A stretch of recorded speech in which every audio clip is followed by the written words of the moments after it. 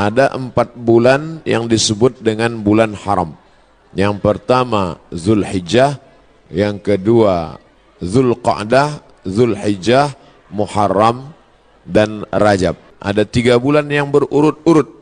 Ada 3 bulan yang tak terpisah. Itulah dia Zulqa'dah, Zulhijjah, dan insyaallah tak lama lagi kita akan masuk ke bulan Muharram. Sedangkan yang 1 bulan ini ma baina Jumada wa Sya'ban, terletak di antara bulan Jumadil Akhir dan bulan Sya'ban, yaitu disebut dengan bulan Rajab. Jadi pada bulan-bulan ini kita dianjurkan beramal. Amal yang paling afdal adalah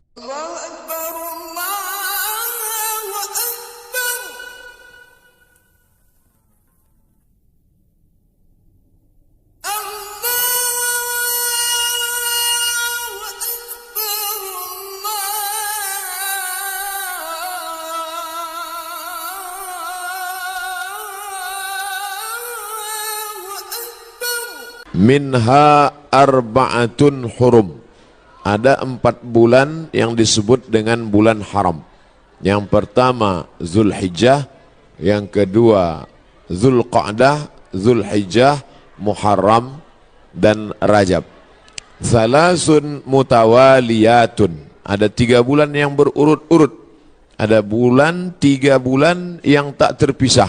Itulah dia Zulqa'dah, Zulhijjah, dan insyaallah tak lama lagi kita akan masuk ke bulan Muharram.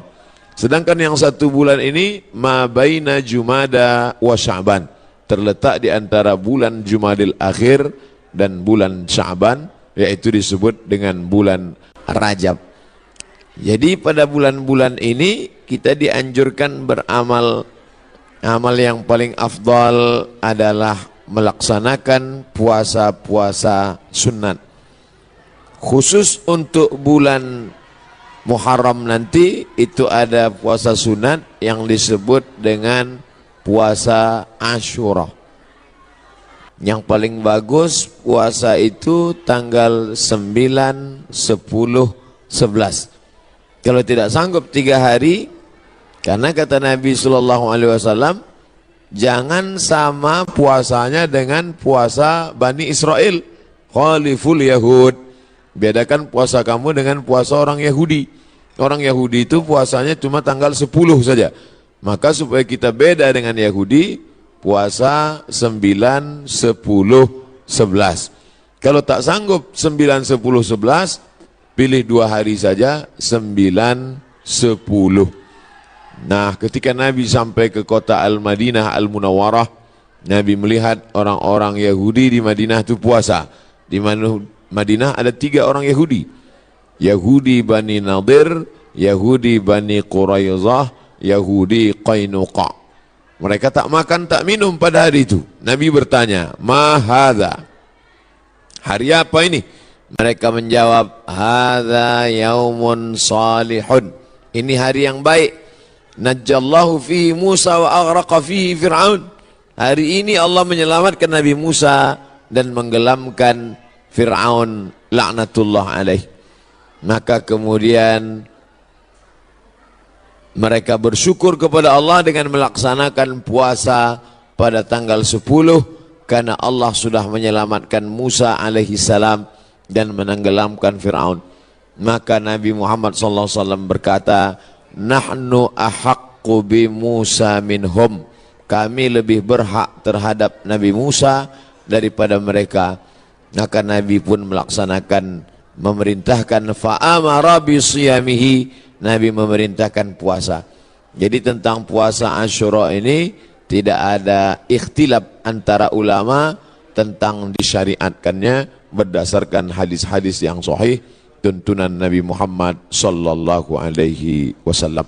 Oleh sebab itu kita yang berbadan sehat, khususnya bagi perempuan yang banyak punya hutang puasa kemarin, dengan berpuasa di Asyura 9, 10, 11, dia sudah bisa mengqadha, mengganti 3 hari puasa yang tinggal. Karena perempuan yang kemarin tinggal puasanya di bulan Syawal, di bulan Muharram, di bulan Ramadan, itu bisa diganti bulan Syawal sebanyak 6 hari.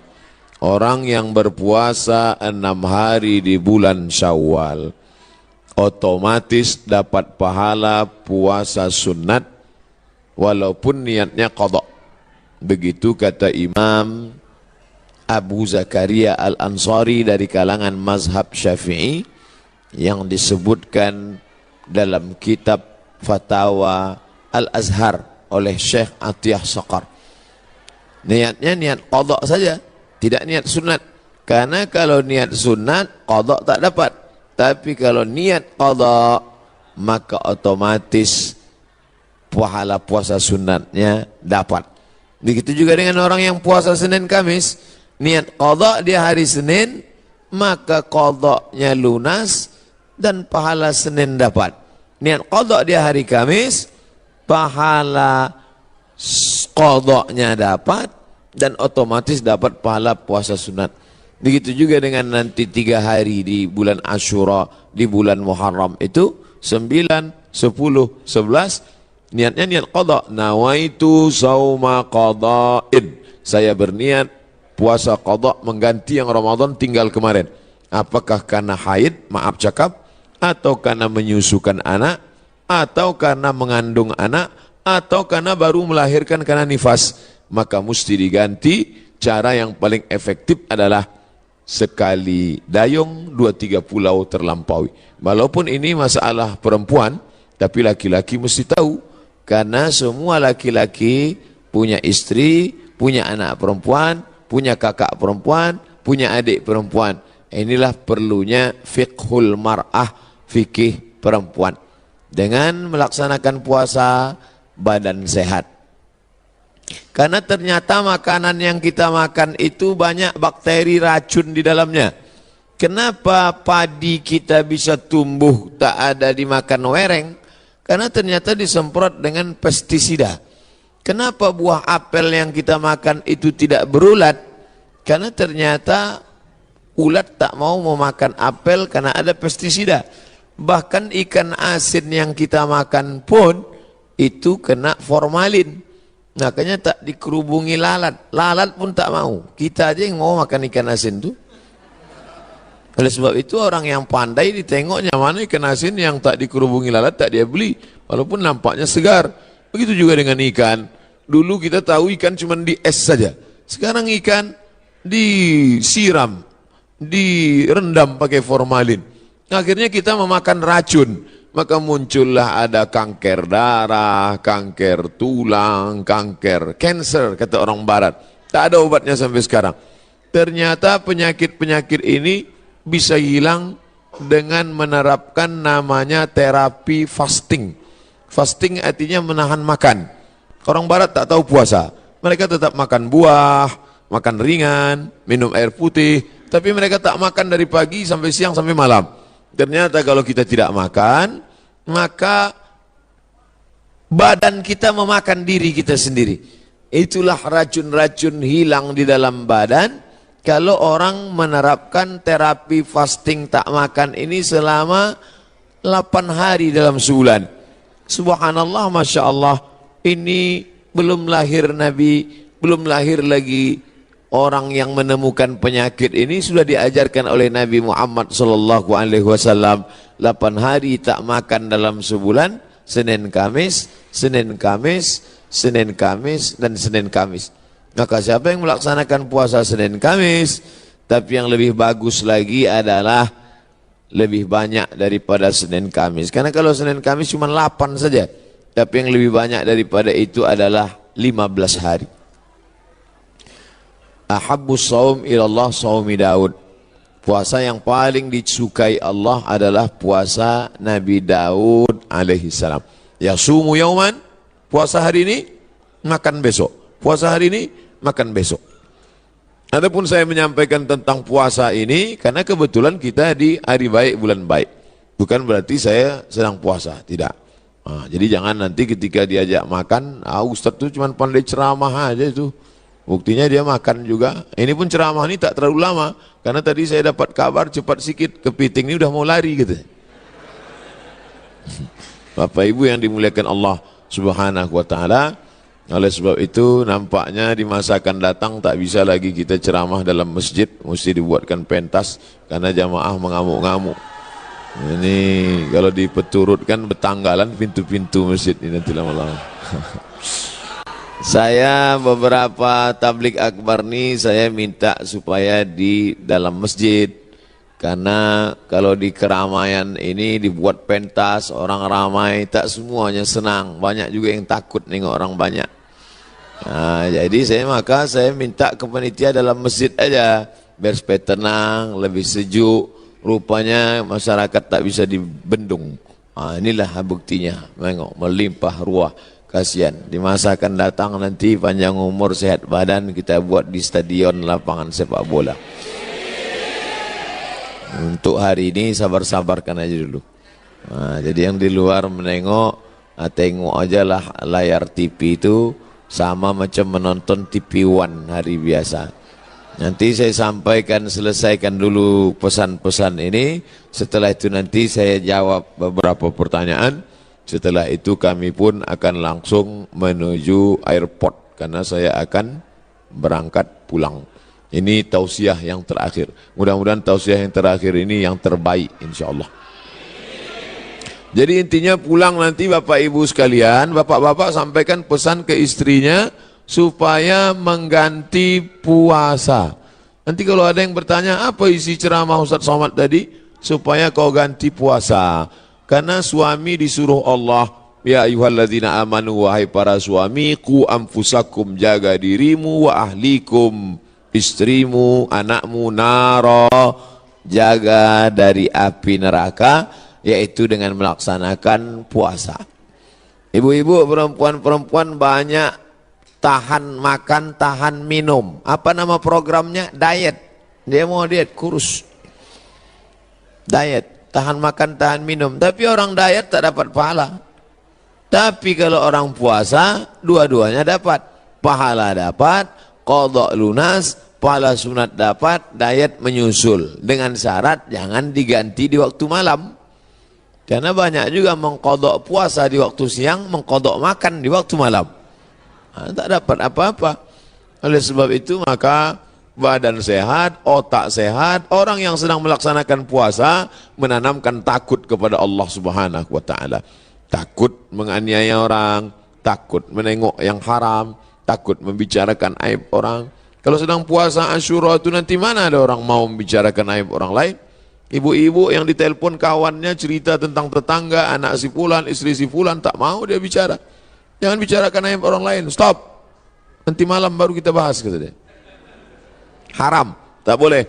Man lam yada qaulaz zur, siapa yang tak meninggalkan cakap kotor, cakap yang tak baik, membicarakan aib orang lain, menganiaya, falaisa lillahi hajatun fi ayyada'a ta'amahu wa syarabahu. Tak ada gunanya dia tahan makannya, dia tahan minumnya, kalau tidak menahan cakap kasar, aib, ghibah, namimah. La yadkhulul jannatan namamun, tak masuk surga orang yang membawa-bawa cakap orang. Cakap si A tentang si B disampaikan oleh si B kepada si C, beradu kepala si B dengan si C gara-gara si B. Oleh sebab itu dalam hadis dikatakan Nabi membelah pelepah kurma, Nabi tusukkan ke suatu makam. Sahabat heran, kenapa kau tusukkan pelepah kurma itu ya Rasulullah? Kata Rasulullah, ini orang yang di dalam kubur ini sedang kena azab. Azab apa? Azab kubur. Itulah makanya sebelum salam kita berdoa, Allahumma inni a'udzubika min azabi jahannam wa min azabil qabri. Minta jauh dari azab kubur. Kenapa dia diazab kubur ya Rasulullah? Ada dua dosa dia. Yang pertama, kena azab kubur karena namam, membawa-bawa cakap orang. Oleh sebab itu kalau lidah ini terpancing mau bicara aib orang lain, stop, diisi dengan zikir, tasbih, tahmid, takbir, tahlil. Tasbih, subhanallah. Tahmid, alhamdulillah. Takbir, Allahu akbar. Tahlil, la ilaha illallah. Kalimatani, dua kalimat. Khafifatani alal lisan, ringan di lidah. Thaqilatani fil mizan, berat pada timbangan hari kiamat. Habibatani ilar Rahman, disukai Allah. Subhanallah bihamdihi subhanallahil azim. Subhanallah bihamdihi subhanallahil azim. Subhanallah bihamdihi subhanallahil azim. Jadi yang paling bagus diisi pada bulan haram ini, Dzulqa'dah, Dzulhijjah, Muharram, ini adalah puasa sunat. Tapi ada 4 hari di bulan ini tak boleh puasa.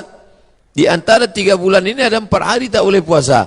Itulah dia tanggal 10, tanggal 11, tanggal 12, tanggal 13. Kenapa tak boleh puasa?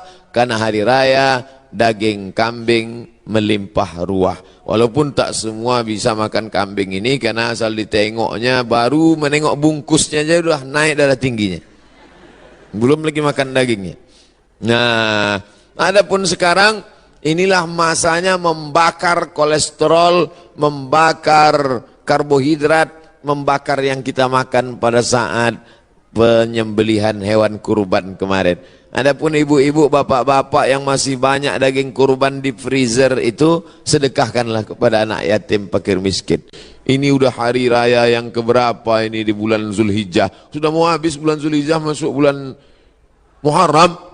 Tapi kulkas masih banyak yang belum bisa ditutup. Masih menyipak kaki kambing itu lagi. Sebab itu, maka ini menunjukkan kita ini ada sifat tamak. Ada sifat tak ingin rezeki kita itu dimakan orang lain. Padahal puncak keimanan adalah la yu'minu ahadukum, kamu tak beriman hatta yuhibba li akhihi, sampai kau sayang kepada saudaramu ma yuhibbu li nafsihi, sama macam sayang pada diri sendiri. Tak sampai hati kita, makanan itu hanya lewat di leher kita. Kalau enak rendang kambing, gulai, soto, capcay, sop itu di lidah kita, di leher kita, maka kita bagikan kepada yang lain. Makanya kata Nabi SAW, idza tabakhta fa'akthir ma'aha. Kalau kau masak, banyakkan kuahnya. Kita disuruh masak banyak kuah. Untuk apa? Bagi kepada tetangga. Jadi kalau daging tadi tinggal 2-3 potong, masaklah nanti sore, banyakkan kuahnya. Bagikan. Tapi jangan gara-gara ceramah nih, ibu tu hasil bersedekah, kuah aja isinya. Apa maknanya? Sedangkan sikit saja dia bisa berbagi, apalagi banyak. Oleh sebab itu maka dalam Islam, tapi masalah lapar ini tak bisa kita ceritakan. Lapar bukan teori, tak bisa diceritakan. Lapar menurut bahasa, lapar menurut istilah, lapar menurut etimologi, lapar menurut terminologi. Lapar mesti dirasakan. Setelah kita rasakan lapar itu, maka muncullah rasa berbagi. Lapar Ramadan sudah lupa, udah agak lama. Ramadan, Syawal, Dzulqa'dah, Dzulhijjah, 5 bulan setelah itu datang kita disuruh mengingat lapar lagi. Itulah dia lapar 3 hari, tanggal 9, tanggal 10, tanggal 11. Ngaji jangan cuma pengajian aja. Pengajian nonton TV, pengajian di YouTube, pengajian sekarang live langsung, cukup. Jangan sekedar pengajian tapi langsung diamalkan. Pulang dari sini, ambil spidol, tengok mana kalender, tanggal 9, tanggal 10, tanggal 11, garis di bawah, puasa Asyura. Andai, maaf cakap, pas tanggal 9, 10, 11, dia haid, maka dapat tetap pahalanya, karena sudah ada niat. Innamal a'malu binniat. Ibu tu kenapa tak puasa? Oh, mohon maaf, saya sedang halangan. Tapi niat sudah sampai. Adapun laki-laki tak ada alasan. Kau kenapa tak puasa? Aku niat aja sudah sampai. Anda tetap laksanakan. Maka bapak membangunkan istrinya. Rahimallahu mura'an, Allah merahmati laki-laki yang membangunkan ahli bait keluarganya supaya mengingatkan dia puasa besok. Bu, Omak si Pulan, besok puasa, ganti puasa qadha kau yang tinggal Ramadan kemarin. Begitulah beruntungnya kalau punya suami solehah, kalau punya suami soleh, istri solehah. Tapi kalau dapat laki Fir'aun, tak mau tahu dia, sholat kau sembahyang tidak sembahyang bukan urusanku, puasamu bukan urusanku. Padahal dalam Islam diajarkan kita ini mesti menjaga orang yang ada di sekitar kita, keluarga, tetangga, sahabat, kerabat. Wa anzir ashiratakal aqrabin. Berikanlah peringatan kepada keluarga-keluarga yang dekat. Ini penting sekali tentang masalah puasa ini. Semua penyakit berawal dari lambung. Semua penyakit berawal dari lambung. Oleh sebab itu maka kosongkan lambung, hilangkan bakteri. Coba tengok iklan di TV. Dari bakteri di dalam lambung itu muncul penyakit gula darah, muncul penyakit diabetes, muncul penyakit jantung koroner, muncul penyakit kanker, muncul penyakit makanan. Bagaimana supaya cara makanan tadi hilang? Ini diperbanyak puasa sunat. Bagi yang sudah puasa sunat, alhamdulillah. Bagi yang mencoba, mudah-mudahan disampaikan Allah Subhanahu wa taala niatnya sampai akhir. Jangan takut nanti puasa sunat badan lemas, puasa sunat kecuali dia pekerja berat. Bekerja berat tidak dianjurkan puasa sunat karena dia mencari nafkah. Bapak-bapak dari tentara, kepolisian, dia berat tugas. Polisi lalu lintas. Kalau dia puasa tak sanggup. Jangan untuk menangkap, mengembus semprit itu tak sanggup. Sedangkan ini tugas negara. Tugas ini wajib, sedangkan ini sunat. Jangan didahulukan yang sunat, meninggalkan yang wajib. Pegawai kantor camat disuruh duduk, pelayan masyarakat dari pagi sampai sore duduk. Tidur pula di musola. Orang mau ngurus KTP, akte kelahiran, perpanjangan segala macam, mana pegawainya? Tidur di musola. Kenapa? Puasa sunat, makan haram. Karena dia digaji oleh negara, APBN, APBD untuk melayani masyarakat. Bekerja itu wajib, sedangkan puasa ini sunat. Ini kalau ada orang model begini, ini orangnya alim tapi jahil. Alim kok jahil? Semangat beribadahnya kuat, tapi tidak punya ilmu pengetahuan. La ilaha illallah. Tapi tengok pangkal ayatnya, fa'lam annahu la ilaha illallah. Apa makna fa'lam? Berilmu. La ilaha illallah penting, tapi ada ilmu tentang la ilaha illallah. Siapa itu Allah?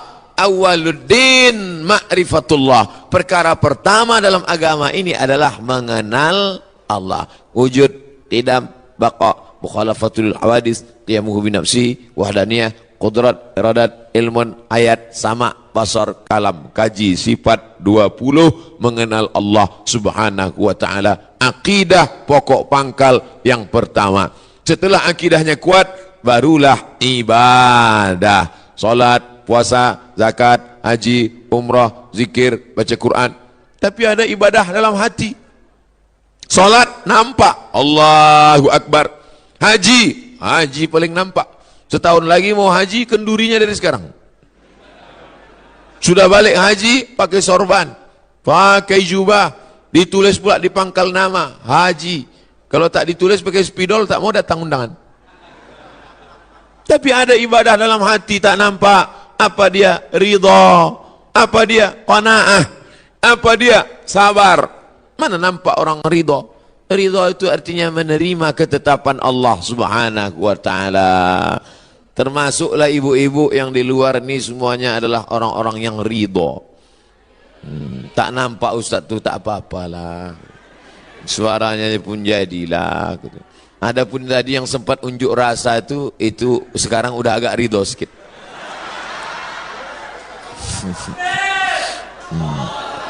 Nanti setelah kita masuk ke dalam surga, ditanya oleh Allah, surga kalian sudah dapat, makanan kalian sudah dapat, sungai, taman-taman, maza turidun, penghuni surga kalian mau apa? Penghuni surga menjawab, ridhaka. Ada satu yang kami belum dapat, ridha engkau ya Allah. Karena yang mendapatkan ridha Allah adalah orang-orang yang ridha di dunia, menerima ketetapan Allah Subhanahu wa ta'ala. Nah, jadi yang di luar ini udah ketetapan Allah, terima aja lah nih. Gitu cara menenangkan orang yang di luar-luar. Saking kan mau menguji saya, putus asa apa tidak kau? Mengajilah anak-anak di saung itu tuan, saung. Itu ada saung tak berdinding, empat tiang. Itu saung tuh sampai hari kiamat jangan dibuka. Karena disitulah anak-anak dulu sholat di situ, mengaji di situ, menghafal di situ. Kok hati saya menengok anak-anak ini menyeberang. Ya Allah, semanalah tanah. Hampir-hampir putus harap. Tapi setiap lewat tuh tak pernah saya tinggalkan dua. Al-Fatihah sama salawat. Karena kadang kita menjalani hidup ini goyang-goyang kita menengok hidup. Untuk menguatkan diri saya bahwa harapan itu ada. Jangan putus asa dari rahmat Allah SWT. Assalamualaikum warahmatullahi wabarakatuh. Alhamdulillah. Allahumma salli ala Sayyidina Muhammad ibn Abdullah wa ala alihi wa sahbihi wa man tabi'ahu wa mawalah. Allahumma alimna ma yanfa'una wa anfa'na bima 'allamtana innaka antal alimul hakim. Rabbi shrah li sadri wa yassir li amri wa hlul 'uqdatam min lisani yafqahu qawli. Qala al-imam Muhyiddin Abu Zakaria Yahya bin Sharaf An-Nawawi fi kitabih Riyadhis Shalihin min kalami Sayyidil Mursalin. Imam Nawawi berkata dalam kitab Riyadhis Shalihin, nafa'anallahu bi'ulumihi fid dharaini, mudah-mudahan kita mendapatkan ilmunya dunia akhirat. Amin ya rabbal alamin. Bihi wa ilaihi, dengan sanadnya sampai kepada sahabat Nabi.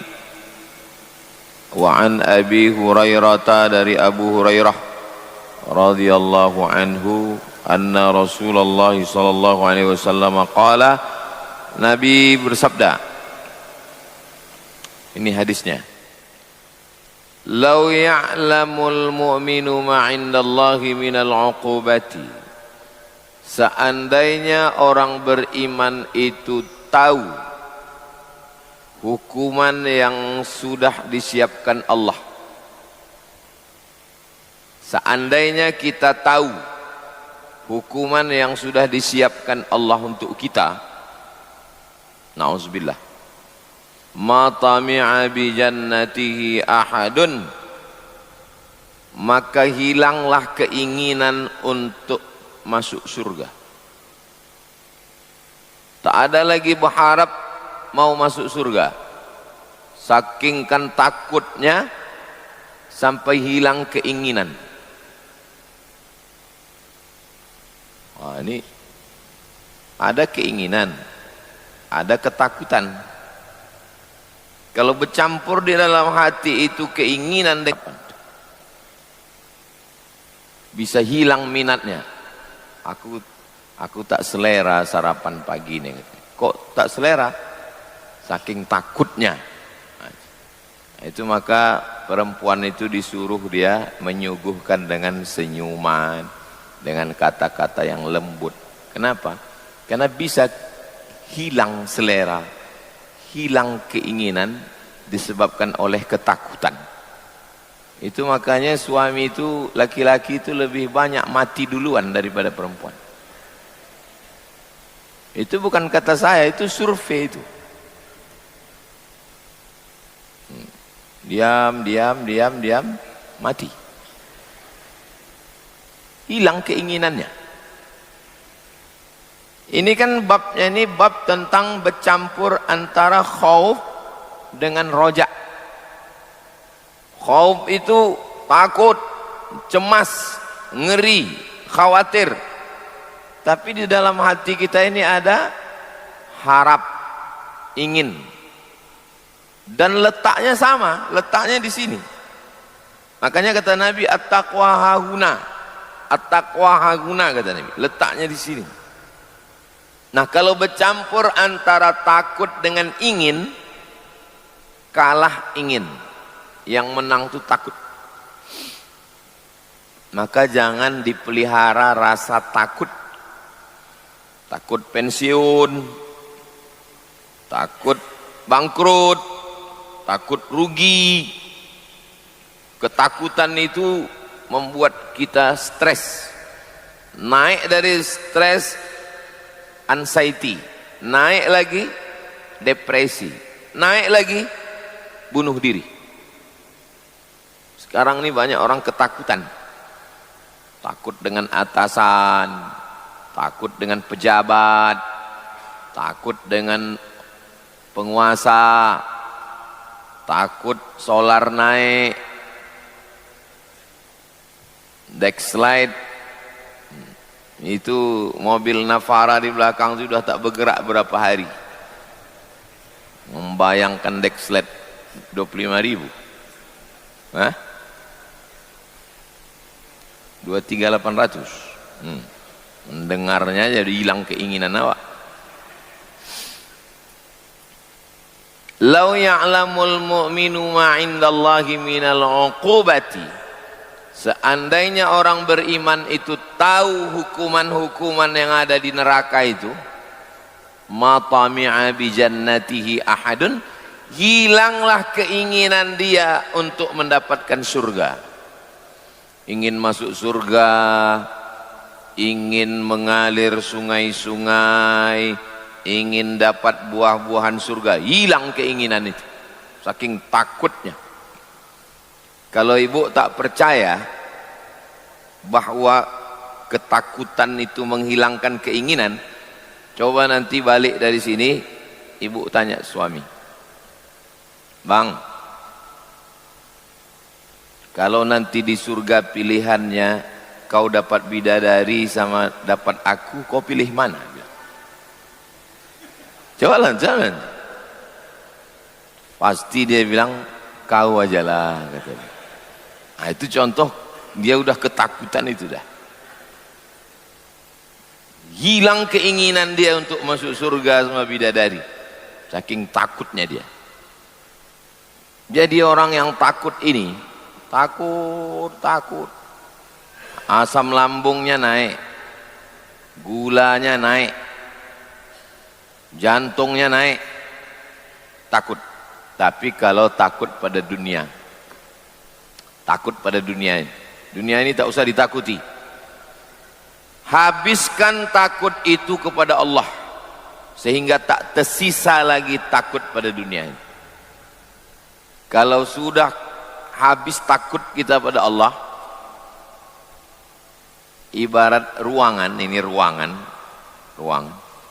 Kalau udah penuh dia, penuh ruangan ini, tak bersisa lagi untuk yang lain.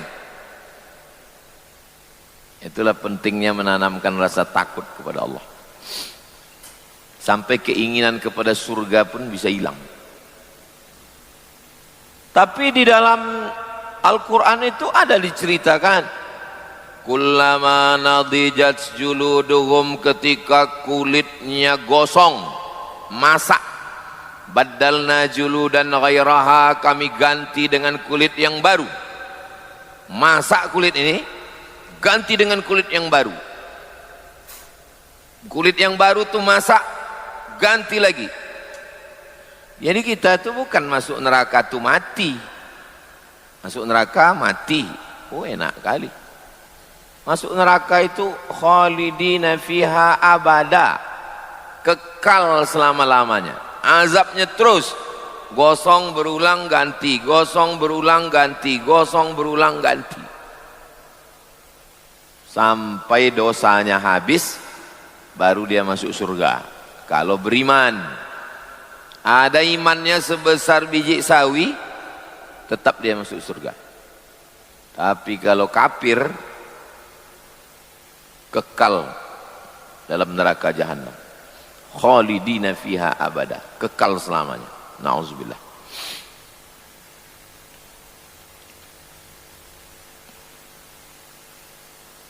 Tapi azab-azab itu sudah diceritakan dalam Quran. Hanya 0, sekian persen. Sama macam kita beli buku, biasanya di belakang ini ada preface.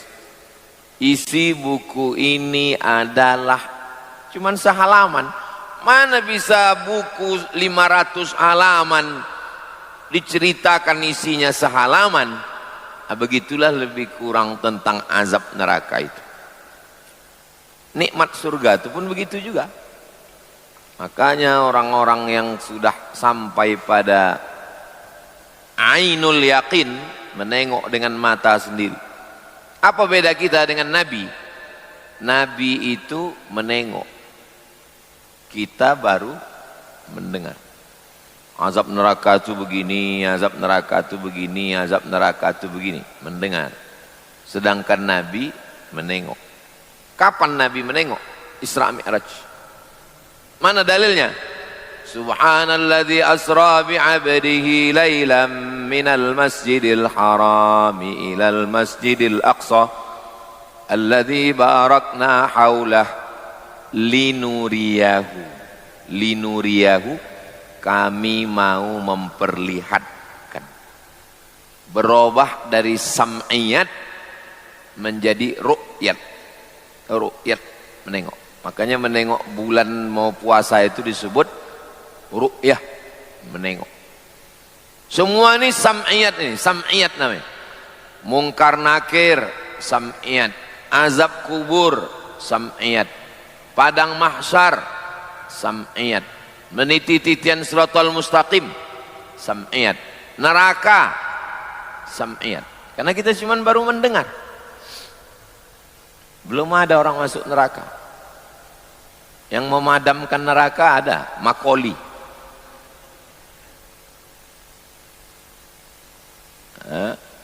Jadi kenapa Allah tak menunjukkan ke kita? Kenapa tak ditunjukkan Allah Ta'ala? Inilah neraka itu.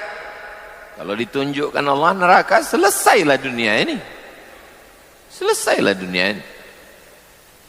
Jadi kalau ada orang enggak sabar dengan dunia ini, kenapa orang ada minum khamar, ada berjudi, ada berzina, ada korupsi?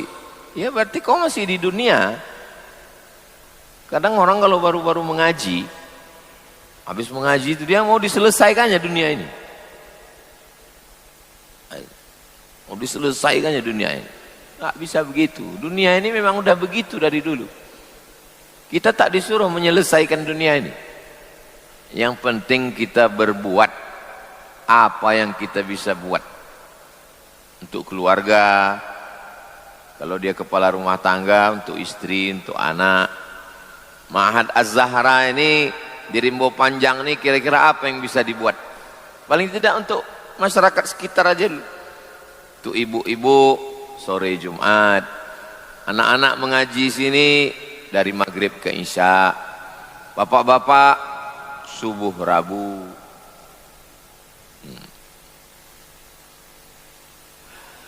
Paling enggak untuk masyarakat sekitar iktikaf 10 malam.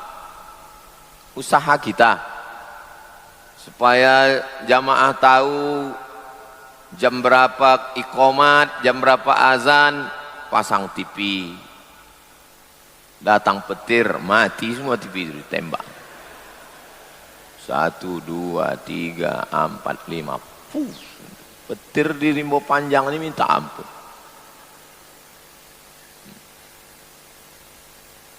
Tanam pokok kayu.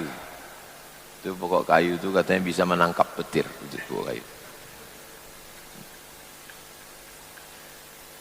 Itu ikhtiar kita, usaha. Memang dunia ini udah begini dari dulu. Lau ya'lamul mu'minu ma 'indallah minal 'uqubah. Seandainya orang beriman itu tahu, tapi bunyi hadisnya coba tengok. Mukmin. Bukan ya'lamul mar'u, orang, enggak. Bukan ya'lamun nas, manusia, enggak. Lau ya'lamul mu'min, orang yang percaya. Rasa di sini. Rasa itu baru hidup, syaratnya percaya. Kenapa tak ada rasa? Karena tak percaya. Bapak masih ada rasa? Ada, karena Bapak percaya. Kalau sudah tak ada percaya, tak ada rasa. Ibu masih ada rasa? Setiap awal bulan aja Pak Ustaz. Berarti tingkat kepercayaannya menguat. Bisa dia melemah. Sama macam percaya itu bisa menguat, bisa melemah. Al-imanu yazid, menguat. Wa yanqus, melemah. Kenapa bisa tak ada rasa? Karena tak ada percaya. Rasa akan tumbuh karena percaya. Ya sekarang orang sudah tak ada percayanya lagi. Kenapa orang tak percaya? Gara-gara tokoh agama tidak mencerminkan agama, sehingga orang beragama kehilangan rasa pada agama. Aku udah nggak percaya lagi sama agama ini. Kenapa? Ini menengok berita-berita ini, dan orang yang benci sama Islam ini gara-gara nilai setitik rusak susu sekotak, tak sebelanga lagi, rusak udah, diangkat terus. Yang satu kejahatan seksual, yang satu kejahatan non seksual. Ini berita dinaikkan terus. Anak-anak muda yang goyang-goyang ini, kau mau pengajian? Ya, alah, Ustadz tuh itu juga. Apalagi Ustadz glowing ini kata dia. Untung saya hitam. Boleh saya putih, udah ketakutan jamaah ini udah nengok. Lau ya'lamul mu'minu ma indallah minal uqubati ma tami'a bi jannatihi ahadun. Lanjut. Walau ya'lamul kafiru ma indallahi minar rahmah. Seandainya orang kafir itu tahu kasih sayang Allah, seandainya tahu dia macam mana sayangnya Allah sama dia, ma qanita min jannatihi ahadun, tak ada seorang pun yang putus asa. Angka bunuh diri paling tinggi di dunia bukan di Afrika. Panas Afrika itu 50 derajat Celcius, pasir, panas, hitam. Tapi angka bunuh diri paling tinggi di dunia Amerika, Eropa, Jepang. Orang Jepang tuh asal malu sikit, malu aja tertangkap, malu, balik ke rumah ambil samurai, harakiri, mati. Orang kita tertangkap, dadah katanya. Hebat nih. Nah, orang itu pun terheran-heran orang Amerika. Apalah makanan orang ini gitu. Bisa dia tak bermalu sikit. Lau ya'lamul kafiru ma indallahi minar rahmah. Seandainya tahulah mereka sayangnya Allah, ma qanita min jannatihi ahadun, tak ada seorang pun yang putus asa. Putus beras, putus sagu, putus gandum. Aslinya orang Melayu ini makan sagu. Kalau mau menengok orang Melayu makan sagu, pergi ke Selat Panjang, makan mie sagu. Aslinya orang timur sana makan sagu. Sagu itu dicampur air panas, cepat-cepat diaduk. Saya ada videonya tuh, video tutorial mengaduk sagu. Habis itu pakai supit gini kan, nah, baru dicelupkan ke kuah kuning. Tak main kunyah lagi, lewat aja. Bagus makan sagu ini. Pertama, tidak ada karbohidrat bagi yang diet karbo. Yang kedua, tak capek mengunyah. Asal masuk gol, asal masuk gol. Ketiga, lama bertahan di lambung. Sagu masuk nasi, tak ada riwayat Nabi makan nasi. Tunjukkan saya mana Nabi makan nasi, tak ada. Maka kalau pakai definisi, kalau tidak dilakukan Nabi bid'ah, berarti makan nasi itu bid'ah, dolalah berarti. Nah, maka putus nasi, putus sagu, putus gandum, kita masih bisa hidup 3 bulan. Na'udzubillah, na'udzubillah. Kalau habis padi di Riau ini, kita masih bisa hidup 3 bulan.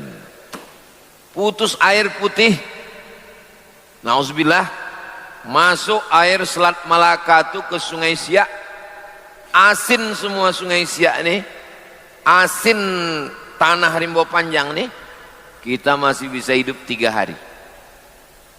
Tak ada sagu, hidup 3 bulan. Tak ada air, hidup 3 hari. Tapi kalau sudah tak ada harapan, habis. Harapan itu bahasa Indonesianya asa. Putus harapan, putus asa. Saya baru pulang dari Sarawak. Ada rumah besar dibangun oleh James Brooke. Tulisannya James Brooke. Saking jahatnya dia namanya Brooke. Orang Melayu menyebutnya Brooke. Apa tulisan di pintu masuk?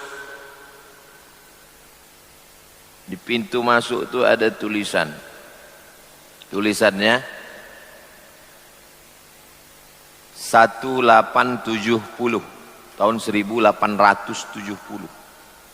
Berarti sudah 256 tahun. Tulisannya di situ, haraplah selagi bernapas. Pas saya mau masuk tengok, haraplah selagi bernapas. Maksudnya, selagi kita bernapas, jangan putus harap. Banyak orang dia bernapas tapi udah tak ada harapan. Ini orang-orang begini nih, kalau malaikat maut datang, ini belum kucabut, udah mati duluan. Belum dicabut lagi nyawanya, udah putus harap. Jangan pernah putus harap. Saya tak pernah putus harap. Ini di depan masjid nih dulu semak, hutan, 4 petak, 6 petak. 6 petak tanah. Saya pergi ke Palembang, datang orang menyerahkan ke saya tanah di pintu tol. Ini pintu tol Palembang, strategis. Ini kuserahkan tanah ke Ustadz 6 hektar. Bulat tanah itu 6 hektar ke saya. Palembang. Padahal dulu kita kalau nonton berita di Palembang itu kan takut kita. Sikit-sikit tujah, sikit-sikit tujah. Tanah 6 hektar dikasihkan. Saya serahkan ke Habib Mahdi. Sekarang dikelola oleh Ustadz Kemas Ali, Ketua Tim UAS Palembang. Pergi pula ke Pontianak. Ada orang Bugis, Puang. Dia mau menyerahkan tanah, tapi dengan syarat ke Ustadz Somad. 70 hektar serahkan. Dikelola oleh Ustadz Luqmanul Hakim. Di sini, jangankan mengasih tanah, dibeli tak mau dia.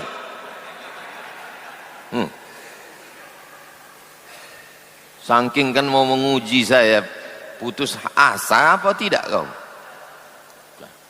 Mengajilah anak-anak di saung itu tuan, saung. Itu ada saung tak berdinding, empat tiang. Itu saung tuh sampai hari kiamat jangan dibuka. Karena disitulah anak-anak dulu sholat di situ, mengaji di situ, menghafal di situ, membaca kitab khatam situlah. Tinggal di rumah ini, di perumahan. Berjalanlah anak-anak ini. Berjalanlah melewati semaknya, semak, biawak di situ, ular di situ. Lewatlah anak itu sehari berapa kali? Subuh, zuhur, asar, maghrib, isya. Kok hati saya menengok anak-anak ini menyeberang. Ya Allah, semanalah tanah. Hampir-hampir putus harap. Tapi setiap lewat tuh tak pernah saya tinggalkan 2. Al-Fatihah sama salawat. Ya Allah, kuserahkan tanah ini kepada engkau. Al-Fatihah, habis itu saya baca selawat. Allahumma salli ala Sayyidina Muhammad wa ala ali Sayyidina Muhammad.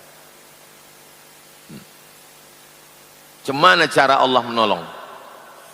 Datang orang, didatanginya tuan tanah itu, dibayarnya, diserahkannya ke yayasan.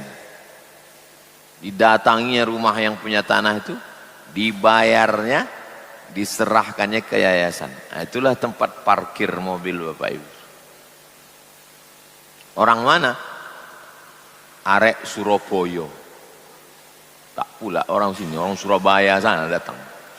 2 kali dia transit pesawat.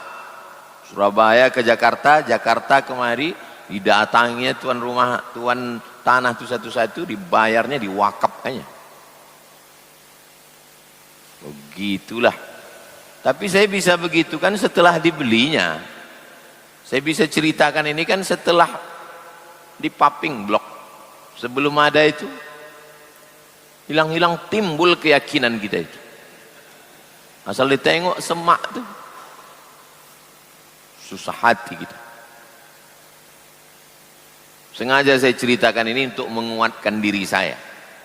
Saya kalau ceramah itu bukan untuk menguatkan diri Bapak Ibu, menguatkan diri saya. Karena kadang kita menjalani hidup ini goyang-goyang kita menengok hidup.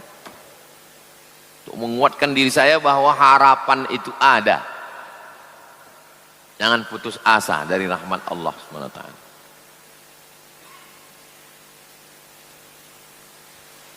Lau ya'lamul kafiru ma indallahi minar rahmah.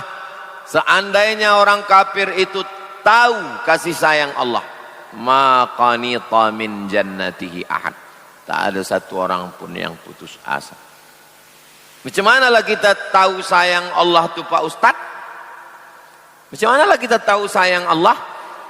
Balik nanti dari sini, pergi ke rumah sakit. Itu di Panam ini berapa rumah sakit? Makin banyak rumah sakit di Pekanbaru, makin banyak orang sakit dan makin banyak yang mati. Bukan makin lama orang hidup. Pergilah ke rumah sakit, tengoklah di situ. Kalau mau menengok kasih sayang Allah. Sudah diponis dokter, ketua masjid Pangkalan Kerinci. Bapak, urat kaki ini mesti dipotong. Rupanya di kaki kita ini ada urat. Dipotong, dinaikkan ke sini. Dibelah ini. Dinaikkan urat di betis itu ke sini. Sudah disiapkan Allah macam mobil serap. Itu kan bannya 4 tuh. Ada satu ban kalau bocor tuh. Jadi kalau tersumbat paralon yang di sini nih, ada paralon serapnya di kaki dipasang Allah Ta'ala. Potong. Dibelah ini. Bapak ini membayangkan belah ini takut dia. Takut ambo Pak Ustadz. Jadi bapak tak jadi. Enggak. Berapa bulan kata dokter tuh? 2 bulan bapak enggak mau, mati. Masih hidup sampai sekarang. Dokter yang ngasih tahu itu pula mati duluan. Jangan putus asa. Jangan putus asa.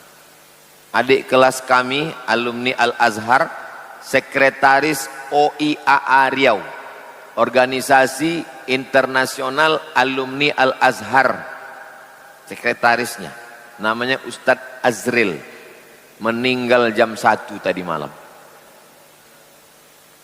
Jauh di bawah saya. Tak jumpa saya di Mesir. Saya pulang dari Mesir, dia belum berangkat. Masih muda. Subuh tadi buka handphone, itulah berita pertama. Ustadz Azril meninggal jam 1 tadi malam. Tidak pakai sakit. Kecapean. Lemah, bawa rumah sakit, meninggal. Kenapa saya masih hidup? Berarti beliau sudah bersih. Tak ada dosa-dosanya. Orang baik. Saya bersaksi beliau orang baik, lembut. Supaya orang-orang baik ini cepat meninggal.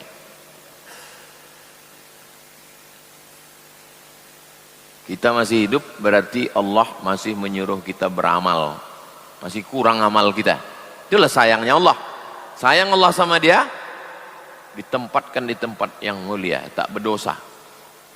Allah sayang juga sama kita. Kau ku kasih hidup, kata Allah, supaya kau beramal. Hadis ini yang Ustaz sampaikan ini sahih apa tak sahih? Hadis ini ada dalam Sahih Muslim. Yang paling tinggi Bukhari, di bawah Bukhari Muslim. Ada nama orang dua-duanya diambilnya. Siapa nama Ustaz itu? Bukhari Muslim.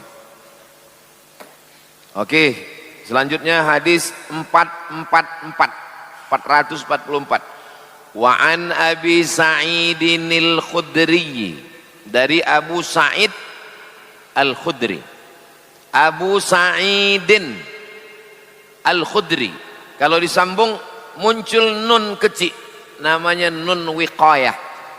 Abu Sa'idinil Khudri. Begitu cara membacanya. Qul huwallahu ahadun, Allahus somad. Kalau disambung cuma cara membacanya.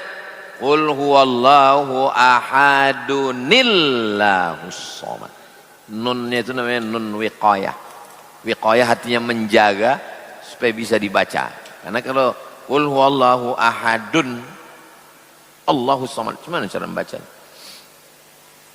Nun wiqayah namanya.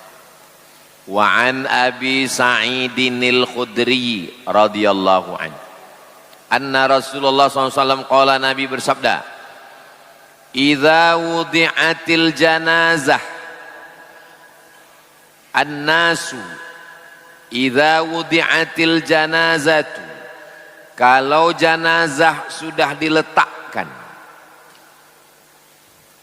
wahtamalahan nasu, lalu orang memikulnya, awir rijal, orang memikulnya, ala a'naqihim, di atas tengkuk, memikul jenazah di atas tengkuk.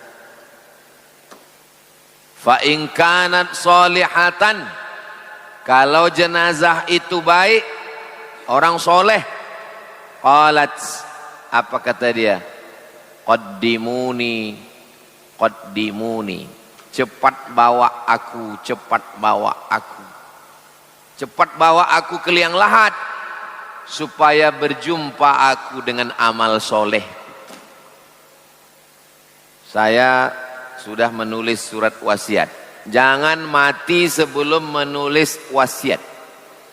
Kalau aku mati, yang memandikan jenazahku si Fulan, yang memasukkan jenazahku ke liang lahat, yang memegang kepala, memegang pinggang, memegang kaki, ada saya tulis.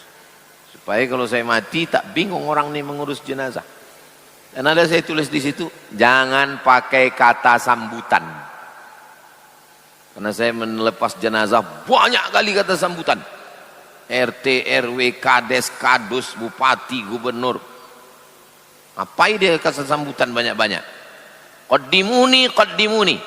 Cepat kuburkan aku, cepat bawa aku, supaya jumpa aku dengan amal soleh. Yang tahan jenazah lama-lama. Assalamualaikum Ustaz. Waalaikumsalam. Ini kami lagi nunggu Ustadz ini di masjid. Kami kuburkan langsung atau gimana? Kuburkan langsung. Ustadz tuh macet di Panam. Panam ini termacet di Pekanbaru. Alhamdulillah pintu tol sudah siap. Jalannya belum. Jadi nanti kita tidak lewat Panam lagi. Masuk pintu tol kiri, terus langsung ke Simpang Bingung. Cepat kuburkan aku. Jangan tahan lama-lama jenazahku. Meninggal malam, malam tuh kuburkan. Jangan tunggu besok pagi. Wa in kanat ghaira salihatin, kalau dia tak baik, jahat, banyak dosanya. Apa kata dia? Ya wailaha aina tadhhabuna biha. Oh celakanya, kemanalah kalian bawa badan jenazah ini? Ada yang bisa mendengarnya? Yasma'u sautaha, semua kullu syai'in, semua mendengar. Semua mendengar. Pokok-pokok kayu mendengar, ayam-ayam mendengar. Itu maka kalau ada kuburan, ada kuburan, coba perhatikan kuburan-kuburan. Kalau di kampung kan kuburan-kuburan itu ada ayam, ada kambing. Kadang-kadang pas sedang makan tuh tiba-tiba temenung ayam tuh. Karena mendengar itu, mendengar azab. Kenapa tak didengarkan Allah aja azab itu Pak Ustadz? Kalau didengarkan Allah azab kubur itu selesailah. Baiklah semua orang. Tak ada lagi pencuri, tak ada lagi pelakor, sudah mendengar azab kubur semua. Ini dunia. Dunia ini kita disuruh berbuat baik karena percaya, karena iman, bukan karena menengok. Bukan karena menengok neraka. Bukan karena menengok. Makanya kalau ada orang, kalau memang ada azab kubur itu, tunjukkan aku mana azab kubur. Tak usah kau tantang-tantang, nanti jumpa juga kau lama-lama. Azab kubur itu tak usah ditantang-tantang, datang sendiri dia nanti. Tengok. Ada yang bisa mendengar azab kubur itu. Yasma'u sautaha, mendengar kullu syai'in, semuanya mendengar. Illal insan, kecuali insan. Insan tak mendengar. Binatang mendengar. Walau sami'ahu, macam mana kalau ada orang yang mendengar?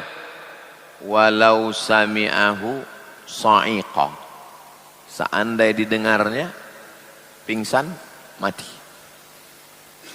Makanya wali-wali itu yang dibukakan Allah hijab, tuh terbuka hijab, nampaknya pingsan, sadar terbangun balik. Jadi kenapalah Allah tak bukakan hijab kita? Karena Allah sayang sama kita. Karena Allah sayang lah maka tak dibukakan Allah hijab. Berzikir tadi la ilaha illallah, tiba-tiba dibukakan Allah hijab, terdengar suara azab kubur. Tak jadi pengajian subuh nih, mati semua. Allah masih sayang.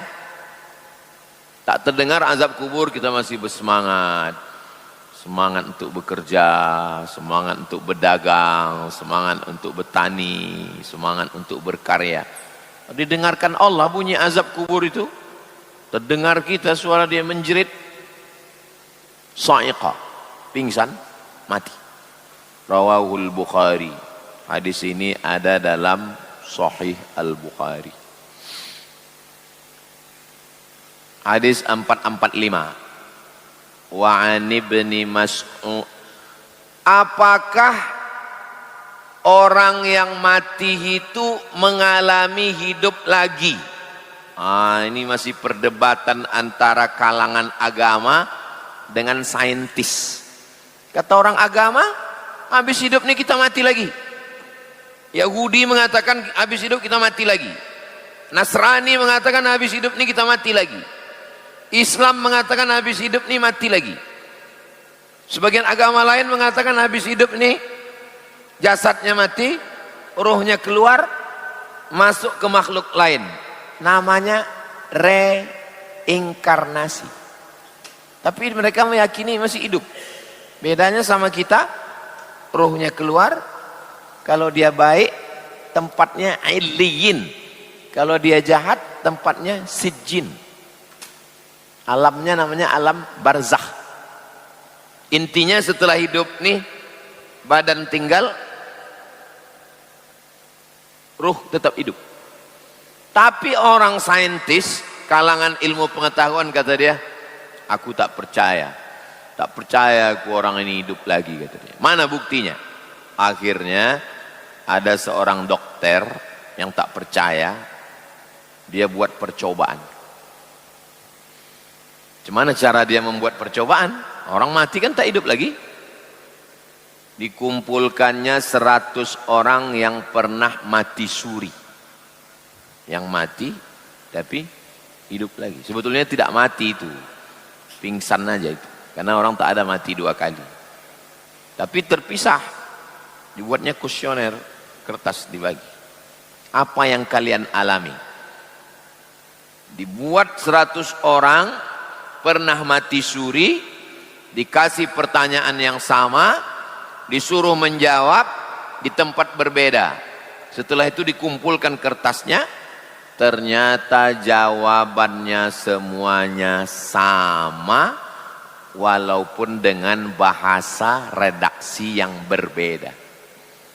Semua yang pernah mati-mati suri itu jawabannya, aku melihat tubuhku keluar, kemudian aku dibawa melewati ruangan-ruangan gelap. Akhirnya aku berjumpa, ada yang berjumpa sama ayahnya, ada yang berjumpa sama maknya, ada yang berjumpa sama bininya, ada yang berjumpa dengan abangnya. Kemudian mereka mengatakan, ini bukan tempat kau, baliklah kau lagi. Pas balik itulah hidup dia lagi. Berdasarkan itulah orang yang tak percaya bahwa di dalam badan kita ini ada ruh, dan ruh ini hidup, waktu jasad ini tinggal, ruhnya tetap hidup. Itulah mereka percaya, gara-gara percobaan ini. Cari nanti di internet tentang percobaan orang mati suri. Saya kebetulan di Pangkalan Kerinci jumpa sama orang pernah mati suri. Saya tanya, pernah mati suri? Iya. Apa yang dialami? Saya menengok badan saya ini keluar Pak Ustadz dari ruh nih. Keluar, nampak saya jasad itu saya tinggalkan. Terus ada yang menarik saya. Tarik, bawa. Habis itu saya dibawa ke beberapa ruangan. Habis itu jumpa saya sama mendiang almarhumah mak saya. Kata mak saya, ini bukan tempat kau, balik. Waktu disuruhnya balik itulah saya tersadar, bang, itu tak mati, pingsan dalam waktu yang lama. Sama apa yang dialaminya.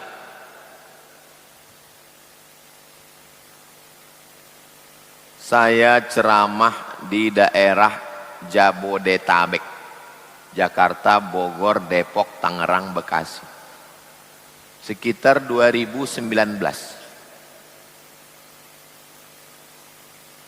Tidurlah di satu kamar. Kamar ini macam cottage, kayu-kayu gitu, kayu-kayu. Lalu malam itu macam keluar diri saya ini dari badan saya ini. Macam ini badan, macam keluar, bisa saya tengok. Bisa saya tengok badan saya ini, tengok ini. Ingat saya, wah ini mati ini. Sesak napas. Kalimat yang pertama keluar dari mulut saya waktu mengalami itu, Allah, Allah, Allah, Allah. Disitulah saya makin yakin zikir. Disitulah saya makin yakin bahwa zikir itu menguatkan kita. Ketika kita sedang terjadi sesuatu, maka yang cepat kita ingat Allah. Itulah guna zikir itu. Habis itu saya terbangun, saya panggil tim. Tapi tidak bilang saya bilang saya takut. Kalau sebenarnya takut, hilang harga diri kita kan. Ada Ustaz mimpi tak sedap tadi saya. Minum teh manis. Nah, yang begitu-begitu itu kadang dibuat Allah ke kita untuk meyakinkan kita. Kenapa tak semua orang dibuat Allah begitu? Ya itu kehendak Allah. Bisa jadi dibuat Allah untuk satu orang supaya dia bercerita. Kalau saya untuk meyakinkan saya. Karena saya waktu itu bersuluk 2017. Goncang juga. Percaya tak percaya saya. Iya zikir ini bisa menolong. Bisa tak zikir ini menolong. Nah, ternyata rupanya waktu kita menengok badan kita itu keluar, zikir itulah yang pertama menolong. Allah, Allah, Allah. Ada orang Pak Ustadz, waktu dia mimpi ketakutan, yang pertama disebutnya bininya Pak Ustadz. Itu saking takutnya ke bini lah itu. Saking takutnya dia, bayang-bayang. Orang yang terlalu takut ini, kalau dia mati, itu dia tidak kena azab kubur. Saking udah terlalu azabnya di dunia.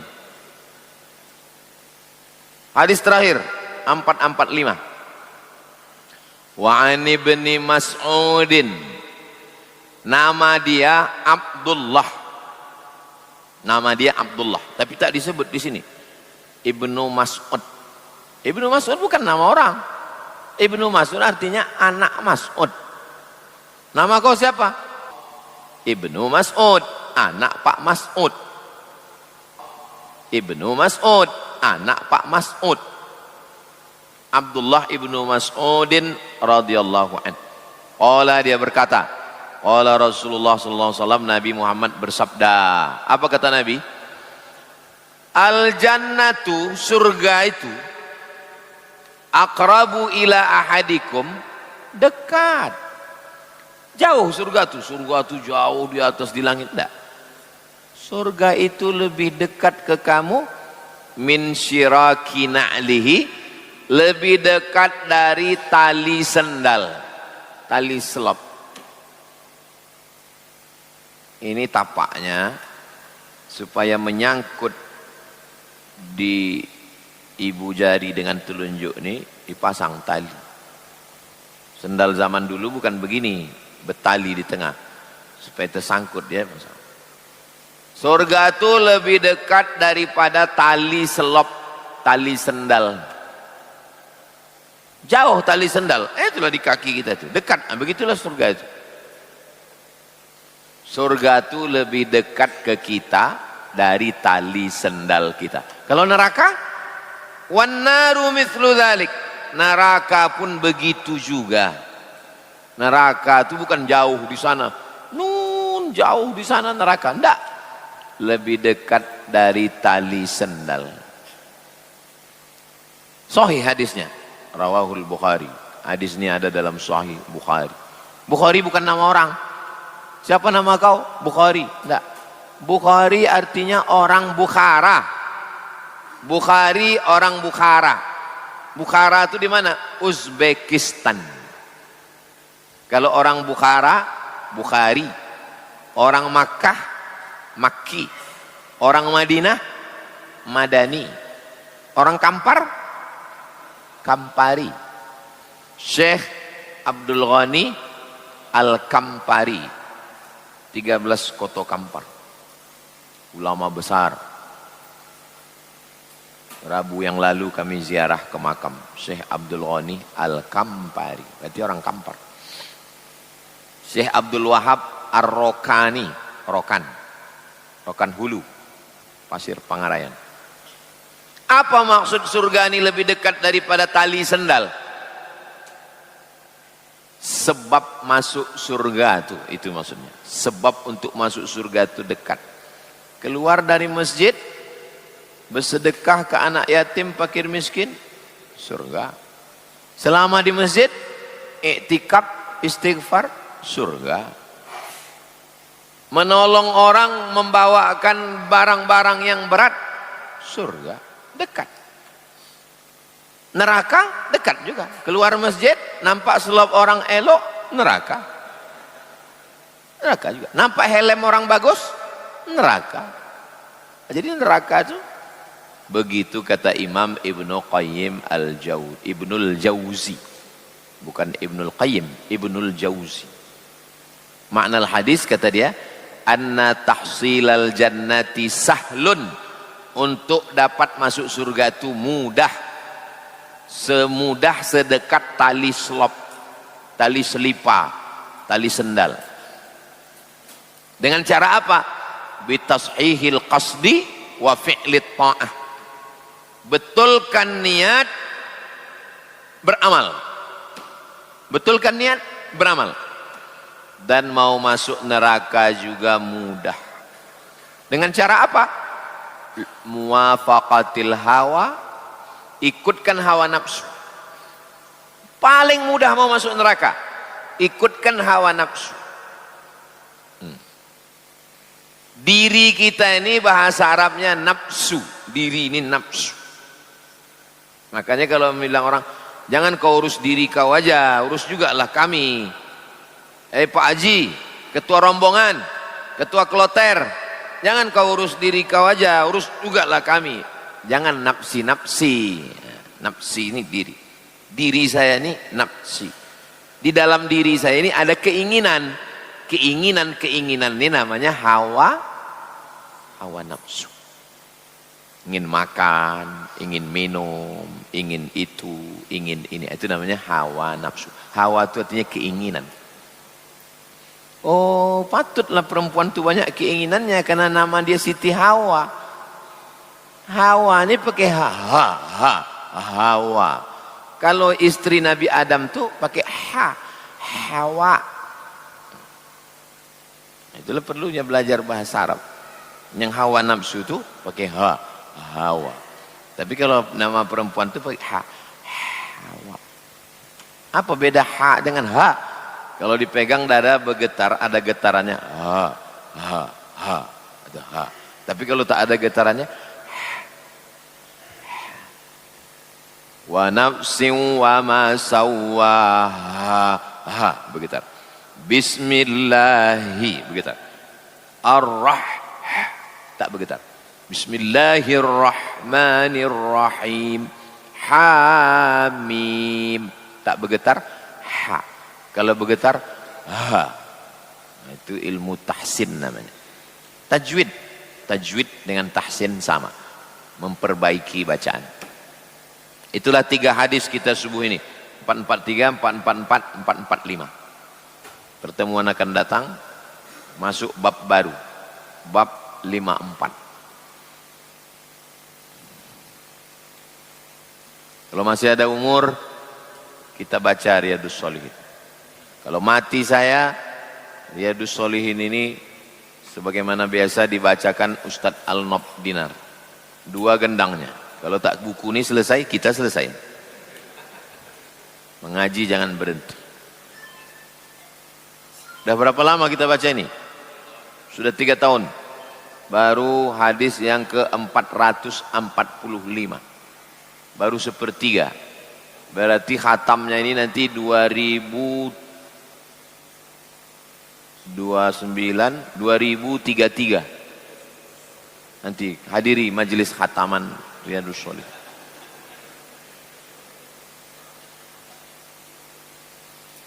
Bagaimana pandangan Islam tentang daging kurban yang diambil untuk dimasak, dimakan bersama-sama?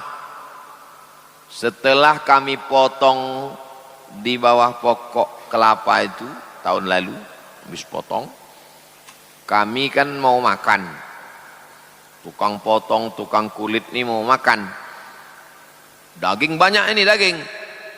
Kalau kami ambil daging ini, daging potong, cincang, masak, dimakan, haram memakan daging yang belum dibagi.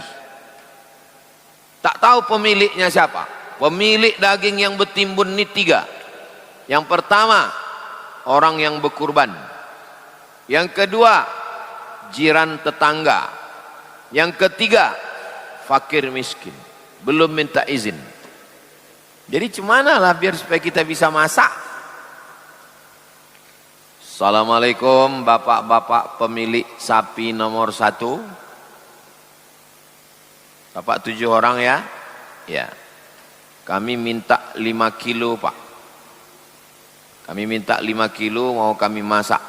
Karena kalau makan lontong tak berdaya kami ini.